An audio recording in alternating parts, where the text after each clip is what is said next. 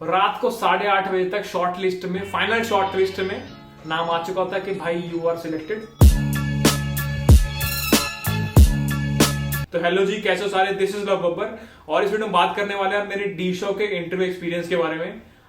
कैसे मैंने अप्लाई किया, क्या क्या राउंड्स थे, कैसे कैसे क्वेश्चंस पूछे गए, क्या क्या गलतियां मैंने करी जो आपको नहीं करनी है, और क्या क्या चीजें ज्यादा पूछी जाती है, सब कुछ शेयर करने वाले हैं। ठीक है, स्टार्टिंग में शेयर करेंगे पूरा प्रोसेस कैसा था, क्या क्या पूछा गया था, एंड में बताऊंगा कि अप्लाई कैसे किया था और रिजल्ट क्या रहा था और क्या क्या गलतियां मैंने की थी जो आपको नहीं करनी है। ठीक है, तो डीशो है क्या? डीशो आपकी एक और टेक जायंट है और जो आपको बहुत सारा देती है। जब मैं बोलता हूँ बहुत सारा तो सही में बहुत सारा। ठीक है, बेस अराउंड 18 के आसपास होता है इनका, तो आप लगा लो, मतलब पैसे तो आने वाले हैं। अब बात करते हैं ये ऑन कैंपस अपॉर्चुनिटी थी या फिर ऑफ कैंपस थी। तो बहुत सारे लोग सोच रहे होंगे एनएसआईटी का है भाई, ऑन कैंपस ही बैठा होगा, ऑफ कैंपस थोड़ी जाएगा।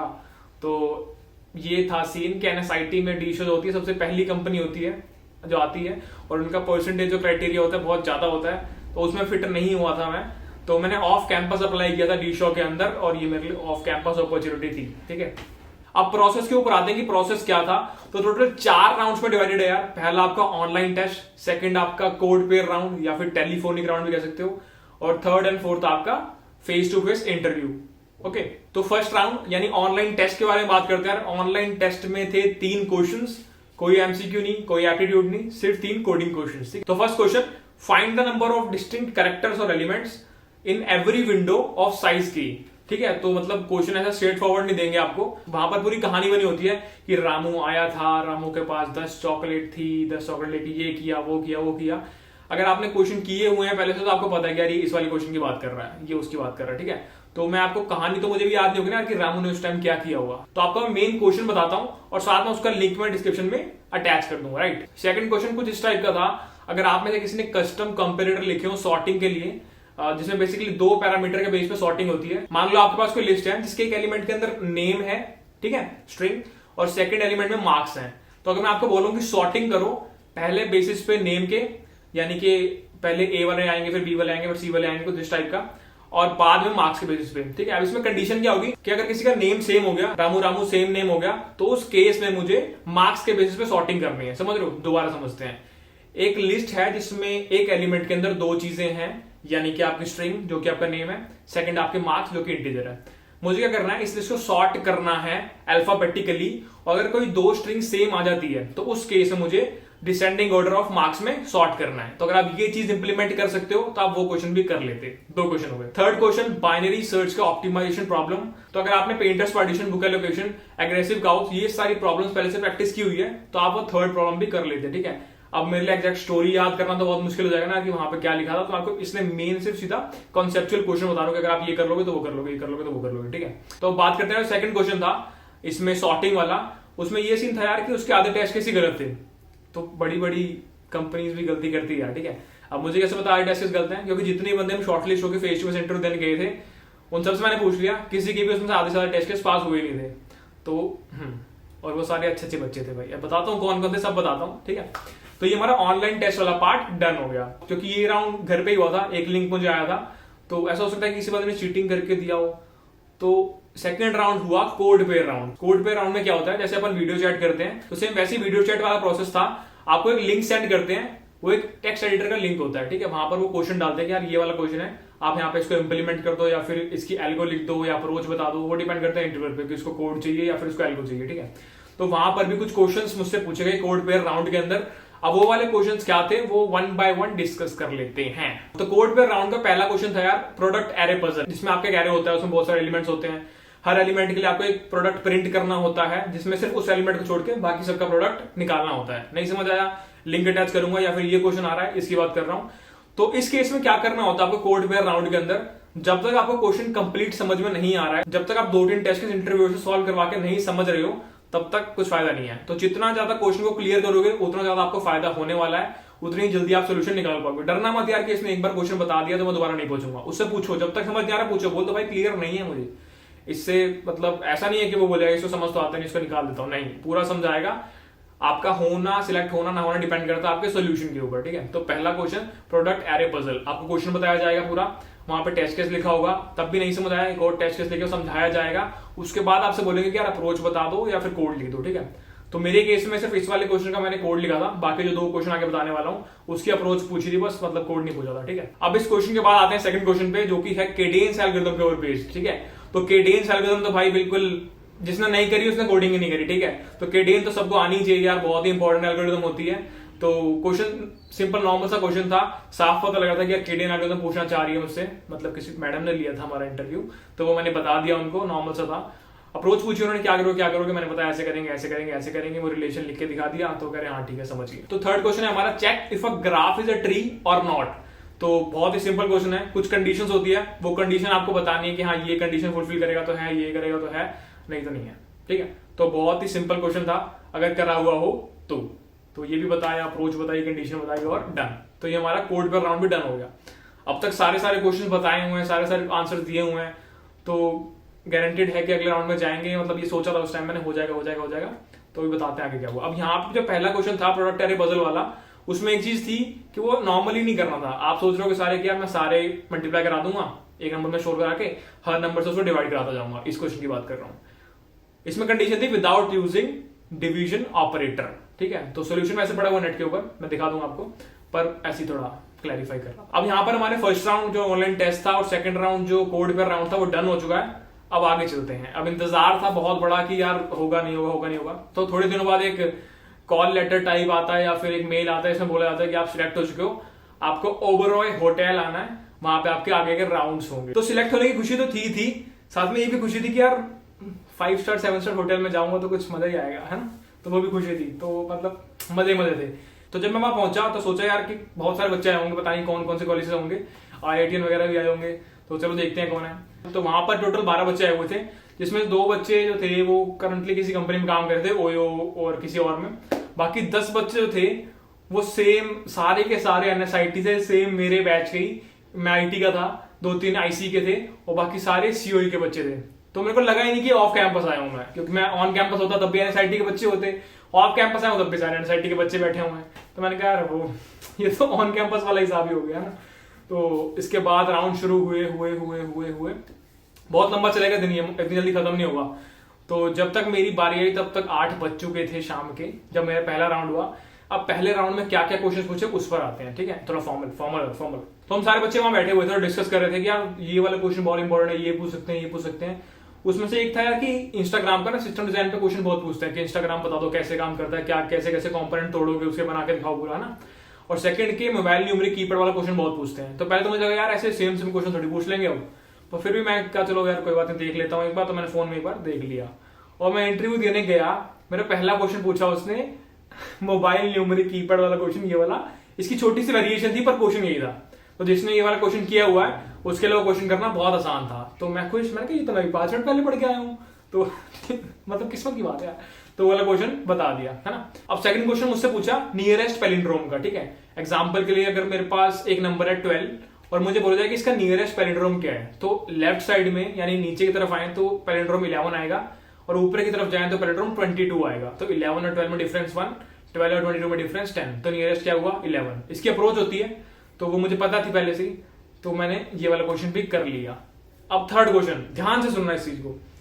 थर्ड क्वेश्चन था कि इंस्टाग्राम है, इंस्टाग्राम में हम पोस्ट कर सकते हैं, डिलीट कर सकते हैं, टैग कर सकते हैं, हार्ट कर सकते हैं, जितनी भी फंक्शनैलिटी थी उसके बेसिस पे मुझे डाटाबेस का स्कीमा डिजाइन करना था। ठीक है, तो मैंने पूरा स्कीमा डिजाइन किया, करके दिया कि हाँ सर ये होगा, ऐसा होगा, ऐसा होगा, ये सारी एट्रीब्यूट रखेंगे अपन, ये प्राइमरी की होगी, ऑल्टरनेट की होगी, फॉरेन की वगैरह सब कुछ, तो पूरा बता दिया मैंने। ठीक है, इसके बाद आई एम नॉर्मलाइजेशन क्या होता है, क्यों करते हैं, क्या क्या टाइप्स होते हैं। अब थोड़ा मुश्किल पार्ट आएगा कि जो मैंने स्कीमा बनाया हुआ है डाटाबेस का वो कौन सी फॉर्म में नॉर्मलाइज्ड है। ठीक है, अब यहां पर इसको करना बहुत मुश्किल हो जाता है क्योंकि बहुत सारी अजम्पशन हमको लेके चलनी पड़ेगी, हमें क्लोजर करना पड़ता है ना, डिपेंडेंसी पता होनी चाहिए हमें किस पे, है ना। तो ये सारी चीजें समझाई मैंने भाई को, हमारे इंटरव्यूअर को, और एंड में हमने ये वाला क्वेश्चन भी सॉर्ट आउट कर लिया। ठीक है, तो यहां पर हमारा पहला face to face interview round खत्म हो जाता है। तो थोड़ी शांति मिली क्योंकि सारे आंसर दे चुका था और लग रहा था कि सारे सही हैं, तो मैं खुश था कि चल आगे सेकंड राउंड में अपन दे लेंगे और मतलब आज सिलेक्ट होके ही जाएंगे। अभी तक सब सही चल रहा था। ठीक है, अब थोड़ा ब्रेक लेते हैं। हाँ, फिर दोबारा बहुत सारा वेट करना पड़ा और आप मानोगे भी नहीं, और बहुत सारे बच्चे कमेंट सेक्शन में ये भी बोलेंगे कि झूठ बोल रहा है, पर मैं झूठ नहीं बोल रहा कि जो सेकंड राउंड मेरा हुआ वो हुआ रात के 3 बजे होटल ओबरॉय में एनएसआईटी के लॉन्डो के साथ बैठ के मैं रात को 3 बजे कोडिंग का इंटरव्यू दे रहा हूँ। वाह क्या बात है। तो वहां पे हम गए, पहला स्टार्ट हुआ हमारा ऊप्स के साथ कि चलो ऊप्स कॉन्सेप्ट देखते हैं लड़के कैसे है, प्योर वर्चुअल फंक्शन क्या होता है, इनहेरिटेंस क्या होता है, स्टैटिक डायनामिक पॉलीमॉर्फिज्म में क्या डिफरेंस होता है, कंस्ट्रक्टर के टाइप्स क्या होते हैं, डिस्ट्रक्टर के टाइप्स क्या होते हैं, काम क्या होता है, डीप शैलो कॉपी क्या होता है। तो ये सारे क्वेश्चंस ऊप्स कॉन्सेप्ट के ऊपर अपने से पूछे गए। सेकंड आते हैं डीबीएमएस के ऊपर, तो ज्यादा क्वेश्चन नीचे। एक था एसिड प्रॉपर्टीज क्या होती है, हर किसी को बताओ हर प्रॉपर्टी को उठा के डिटेल में क्या क्या क्या होता है, ठीक है। सेकंड था कि एटॉमिसिटी को इंप्लीमेंट कैसे करोगे, तो जिसने भी वो डीबीएमएस वाली मोटी सी किताब पढ़ी हुई है डिटेल में, तो उसको पता होगा कि एटॉमिसिटी को इंप्लीमेंट कैसे किया जाता है, राइट। अब ये थोड़े थ्योरेटिकल क्वेश्चंस हो गए डीबीएमएस पे। फिर आते हैं अपन क्वेरीज पे कि यार एक मेरे पास ये डाटाबेस पड़ा हुआ है, इसमें मार्क्स के बेसिस पे सॉर्ट मार के जो नीचे से तीसरी वाली रिकॉर्ड होगी, रो होगी, वो मुझे रिटर्न कर दो। दोबारा समझते हैं। उसके बाद अपने को एक एसक्यूएल की क्वेरी लिखनी थी जिसमें बेसिकली थर्ड लास्ट रिकॉर्ड अपने को देनी थी on the basis of marks, ठीक है। तो मार्क्स के बेसिस पे जो सी भी रिकॉर्ड थर्ड लास्ट पोजीशन पे है वो रिटर्न करनी थी। मतलब कुछ ज्यादा मुश्किल नहीं था, जिसने थोड़ा बहुत एसक्यूएल पे उंगलियां चला रखी होगी उनको पता होगा क्या क्या होता है। अब आते हैं उस जगह पे जहां पे मैंने गलती करी। अब तक सब कुछ सही चल रहा था, कुछ गलत नहीं था। अब इतना कॉन्फिडेंस मेरा बढ़ा हुआ था कि मैंने कहा आज तो जो मर्जी पूछ लो, बाई फॉर्म में है, ठीक है। तो एक सवाल आता है मेरे पास कि आपने कंपाइलर पढ़ी है? तो मैं हवा में सब आता मुझे, तो पर कंपाइलर मैंने पढ़ी थी, ऊपर ऊपर से मुझे पता था, डिटेल में मुझे नहीं पता था, पर अपन अलग हवा में। मैंने कहा हाँ सर पढ़िए, पूछो पूछो, ठीक है। तो फर्स्ट क्वेश्चन पूछा गया कि कंपाइलेशन के फेजेस बता दो सारे क्या क्या होते हैं, और हर किसी का ब्रीफ में एक्सप्लेन कर दो क्या क्या होता है। तो मैंने पूरा समझाया ये होता है, ये होता है, ये होता है, ये होता है, ठीक है। फिर पूछा गया कि जब हम .h फाइल इंक्लूड करते हैं C++ में या फिर .c फाइल इंक्लूड करते हैं, इन दोनों की प्रोसेसिंग में डिफरेंस कैसे होता है, मतलब ये कैसे प्रोसेस होती है और ये .c वाली कैसे प्रोसेस होती है। मुझे आइडिया ही नहीं कैसे करते हैं, क्या है ये। मैं सोचे पढ़ के इतनी डीप तो नहीं पड़ी थी यार। फिर मतलब अब नहीं आता तो क्या कर सकते हैं, अगर नहीं ये नहीं पता सर, ठीक है। फिर एक और कंपाइलर का डीप वाला क्वेश्चन आया कि हाँ ये बताओ, ये बताओ, और भाई आपका सेट। मुझे लगा यार नहीं बोलना चाहिए था, कंपाइलर का बोल के गलती कर दी। पर फिर मैंने बोल दिया थोड़ी देर बाद कि सर कंपाइलर उतनी डिटेल में नहीं पढ़ी मैंने। उसके अलावा आप कोई भी कोडिंग क्वेश्चंस ओएस के ऊपर पूछना हो कुछ ही पूछ लो आप, ठीक है। तो उन्होंने बोला चलो ठीक है। फिर वो आते हैं कि अच्छा ये बताओ पॉइंटर में और रेफरेंस वेरिएबल में क्या डिफरेंस होता है। वो तो सबको पता होता है, वो मैंने बता दिया। उसके बाद आया कि अगर रेफरेंस वेरिएबल हमारे पास पहले से था तो हमें पॉइंटर बनाने की जरूरत क्यों पड़ी। मतलब वो बेसिकली ये पूछना चाह रहे थे कि एक की दूसरे के ऊपर एक्सटेंडेड एडवांटेज क्या है वो बता दो। तो मैंने बताया उनको पूरा, ठीक है। पॉइंटर की और रेफरेंस वेरिएबल की प्रैक्टिकल एप्लीकेशन बता दो, ठीक है। लिंक लिस्ट की, ट्री की प्रैक्टिकल एप्लीकेशन बता दो। तो आप जो भी चीज यूज कर रहे हो ना यार अपने कोड में या जो भी पढ़ रहे हो, उसकी आपको प्रैक्टिकल एप्लीकेशन पहले से पता होनी चाहिए, आपको फायदा ही देगी। वो इंटरव्यूज में ये पूछा जाता है, तो ये कर लोगे तो फायदे में रहोगे। उसके बाद हम आते हैं प्रोजेक्ट के ऊपर। प्रोजेक्ट कौन से, रिज्यूमे दिया होगा आपने, उस रिज्यूमे के अंदर बहुत सारे प्रोजेक्ट भी होंगे, तो उसमें से एक उन्होंने उठाया कि हाँ बेटा ये वाला है, इसके ऊपर अपन डिस्कशन कर लेते हैं। तो उस पर क्वेश्चंस पूछे, वो प्रोजेक्ट स्पेसिफिक थे, तो वो बताने का कुछ फायदा नहीं होगा। आपके जो प्रोजेक्ट होंगे डिस्कशन उसके ऊपर होने वाला है, मेरे वाले पे तो होगा नहीं। मतलब जनरल क्वेश्चन मुझे बताने हो तो सबसे डिफिकल्ट पार्ट क्या था इसमें, क्या क्या आपने सीखा, जो डिफिकल्ट लगा उसको सॉल्व कैसे किया। फिर उसमें जो कॉन्सेप्ट आपने लगाया होगा उसकी डेप्थ चेक की जाएगी, कितना आपको आता है कितना नहीं आता है, ठीक है। तो ये था, यहाँ पर पूरा का पूरा इंटरव्यू प्रोसेस डन हो चुका है, ठीक है। और रात हो चुकी है, अंधेरा हो चुका है, और यहाँ पर मैंने 1600 रुपए का सैंडविच भी खाया था। फ्री था, मेरे लिए फ्री था वो, पर वो वहां पर मेन्यू में 1600 रुपए लिखा था। ऐसा बच्चों ने मुझे बोला, मैंने देखा नहीं था। मतलब ये मत बोलना फेंक रहा है, बच्चों ने बोला था, मैंने देखा नहीं था मेन्यू में कितने का है। अपन तो फ्री था, अपन तो खाएंगे। और उसके बाद डन हो गया। उन्होंने बोला कि आप अब अगर आपका सिलेक्शन होगा तो हम आपको कल रिवर्ट कर देंगे मेल के ऊपर। इंतजार करते रहे पर मेल नहीं आया यार। तो गलती कहाँ करी, सिलेक्शन क्यों नहीं हुआ, तो रीजन था कंपाइलर एंड ओवर कॉन्फिडेंस। जब मुझसे सिस्टम डिजाइन पूछा गया मैंने बता दिया, मुझसे कोडिंग पूछी गई मैंने बता दी, डीबीएमएस पूछा मैंने बता दिया, ओप्स पूछा मैंने बता दिया। आपका भाई 7वें आसमान पे। मैंने कहा आप जो मर्जी पूछो मैं बताऊंगा, नहीं भी आता होगा तो भी बताऊंगा। कंपाइलर पूछा, उसके फेजेस पूछे मैंने बता दिए, डिटेल में पूछा मैंने डिटेल में बता दिया। पर जब बात आई ना कि यार वो प्रोसेसिंग कैसे होती है डीप में थोड़ा सा बताओ, तब मैं नहीं होगा हमसे, ठीक है। तो जो चीज पता हो वही हाँ करना, एक्साइटमेंट में आके कुछ भी हाँ मत कर देना। साफ बोल दो। अगर मैं स्टार्टिंग में ही बोल देता कि सर नहीं कंपाइलर मैंने नहीं पढ़ा, उसकी जगह आप ओएस पूछ लो मुझसे, ओएस करा हुआ है, तो शायद रिजल्ट अलग हो सकता था। बट भाई अपनी चौड़ में। तो ये गलतियां नहीं करनी है, ये गलती मैंने आपको बता दी कि ये बच के रहना चाहिए। अब एक इंटरेस्टिंग फैक्ट बताते हैं आपको। जब ये इंटरव्यू खत्म हुआ उसके 3 दिन बाद मेरा अमेजोन का इंटरव्यू था। 3 दिन बाद अमेजोन का इंटरव्यू देके आया, प्रोसेस स्टार्ट हुआ। सुबह रात को 8:30 बजे तक शॉर्ट लिस्ट में, फाइनल शॉर्ट लिस्ट में नाम आ चुका था कि भाई यू आर सिलेक्टेड एंड आप आ रहे हैं अमेजोन हैदराबाद। तो आते हैं यार, ऊपर नीचे दिन आते हैं छोटे मोटे। तो डीशो में नहीं हुआ तो क्या हुआ, अमेजोन में तो हुआ ना यार। तो डरना मत कि नहीं हुआ तो आगे क्या होगा क्या होगा क्या होगा, कुछ नहीं पता अगले 4 दिन बाद क्या अपॉर्चुनिटी मिल जाएगी। तो हार नहीं माननी है, लगे रहना है। अगर मैं ऐसे डिमोटिवेट होकर बैठ जाता कि क्या कर दिया, मैं तो खुश था भाई। मैं ओवरऑल होटल गया यार, वहां मैंने 1600 का सैंडविच खाया, ठीक है। मैं अपनी अलग खुशियों में रहता हूँ, ठीक है। तो खुश रह करो। और बातें अप्लाई कैसे किया, मेन प्रोसेस, मेन पॉइंट पे अप्लाई करने के लिए 2 चीजें थी यार। मतलब मैंने किसी और तरीके से अप्लाई किया था और जो बाकी बच्चे वहां पे थे उन्होंने किसी और तरीके से अप्लाई किया था। पहली चीज, टीशो की वेबसाइट पे गया, करियर सेक्शन पे गया, वहां पे सेक्शन होता है आपका अप्लाई करने का, वहां पे मैंने अप्लाई कर दिया, ठीक है। वो मैंने किया था, उसके बेसिस पे मुझे कॉल आई। सेकंड जो बाकी बंदों ने किया था वो क्या किया था, फेसबुक पर टीशो का गूगल फॉर्म जो था वो इधर उधर हो रहा था, तो वहां पे लोगों ने अप्लाई कर दिया, ठीक है। तो उनको वहां से कॉल आ गई। तो फेसबुक पे हमें कैसे पता लगेगा यार कि कब फॉर्म आ रहे हैं जा रहे हैं। तो मतलब वो किस्मत की बात थी, उनको दिख गया, वो किसी को नहीं दिखा, किसी ने कोई ग्रुप ज्वाइन कर रखा हो, वहां पे ऐसे लिंक्स आते हो, है ना। जो चीज मैंने नहीं करी ग्रुप फेसबुक वाली चीज, वो चीज मैं बताऊंगा नहीं, क्योंकि मैंने खुद एक्सपीरियंस नहीं किया है और फेसबुक एक ऑथेंटिक सोर्स पे लिखता है ना। तो इससे अच्छा मैं आपको बोलूंगा आप लिंक्डइन पे जाओ, वही सेम फॉर्म गारंटी के साथ कह सकता हूँ कि यार लिंक्डइन पे प्रोपोगेट हुआ होगा, पक्की बात है, वहां भी लोगों ने अप्लाई किया होगा।